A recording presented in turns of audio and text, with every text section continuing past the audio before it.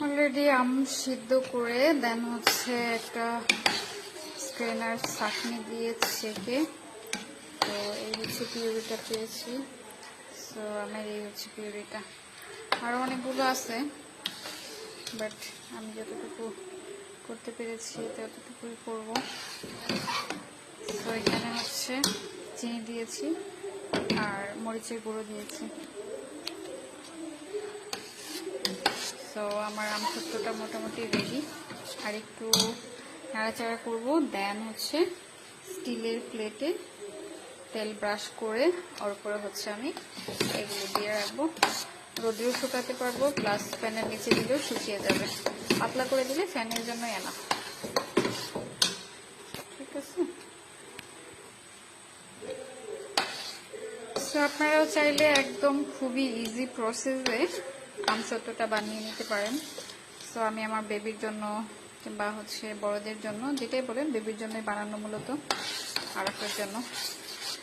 So আপনারাও আপনাদের বেবিদের জন্য এই মজার আমসত্ত্বটা বানাতে পারেন বাজারে না কিনে।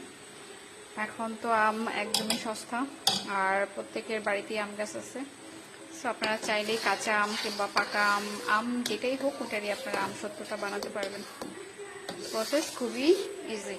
আম সেদ্ধ করতে হবে, এরপরে হচ্ছে সেদ্ধ শেষ হলে স্ট্রেনার দিয়ে চেলে নিতে হবে, অ্যান্ড দেন হচ্ছে এটাকে রান্না করতে হবে। চিনি দিতে হবে, মরিচের ফাঁকি দিতে হবে, বেশ হয়ে গেল ঝটপট আমসত্ত্ব।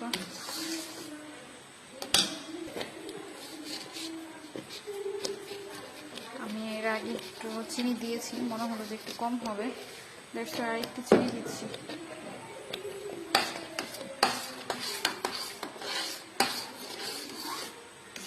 দেখতেই পাচ্ছেন কত সুন্দর হয়েছে পিউরিটা।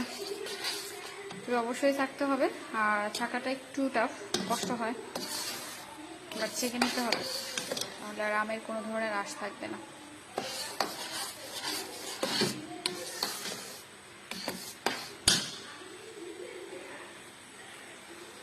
আর একটু জাল করবো, আমার আমসত্ত্বটা রেডি হয়ে যাবে। তেলটাকে হাতে ব্রাশ করে নিতে হবে।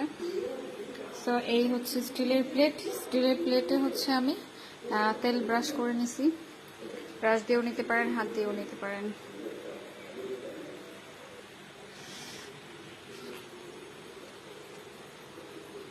তো এটাকে এখন পাতলা করে হচ্ছে আপনার দিতে হবে। সো আমি এইভাবে হচ্ছে স্টিলের প্লেটে নিয়ে নিয়েছি। আপনারাও চাইলে স্টিলের স্ট্রেনার কিংবা হচ্ছে, আমি এই যে ট্রেটা দিয়েছি, অ্যাকচুয়ালি এত স্টিলের প্লেট তো নাই, সো ট্রেতে দিতে হয়েছে। দেখেন কালারটা কত সুন্দর আসছে। সেগুলো ফ্যানের বাতাসে, প্লাস হচ্ছে মর্নিংয়ে রোদ উঠলে রোদ্রে দিয়ে দিব। অ্যাকচুয়ালি আমি একটু আমসত্ত্বটা একটু মোটা করে দিছি, বিকজ এইটা আসলে আরফের জন্য, আর খুব বেশি ঝাল দেয়নি। আপনারা চাইলে শুকনো মরিচ ভেজে তেলে তারপর সেটাকে গুঁড়ো করে এটার মধ্যে দিতে পারেন। যারা বড়দের জন্য বানাবেন তাদের জন্য হচ্ছে ওইভাবে আপনারা একটু ঝাল করে বানাতে পারবেন। তো আমি হচ্ছে হালকা একটু কি দিয়েছি, মরিচের গুঁড়ো দিয়েছি। তো আমি হচ্ছে এটা আপনার যখন শুকাবে, রোদে শুকাবো, তারপর এটার ফাইনাল লুক দেখাবো যে অ্যাকচুয়ালি আমসত্ত্বটা কত সুন্দর হয়েছে। সো আপনারা দেখতেই পাচ্ছেন যে কত কালার এসেছে, এখনই অনেক ভালো লাগতেছে। সো ওকে, নেক্সট ভিডিও দেখার জন্য ওয়েট করতে হবে। আল্লাহ হাফেজ। তেলটাকে হাতে ব্রাশ করে নিতে হবে। সো এই হচ্ছে স্টিলের প্লেট, স্টিলের প্লেটে হচ্ছে আমি তেল ব্রাশ করে নিছি। ব্রাশ দিয়েও নিতে পারেন, হাত দিয়েও নিতে পারেন।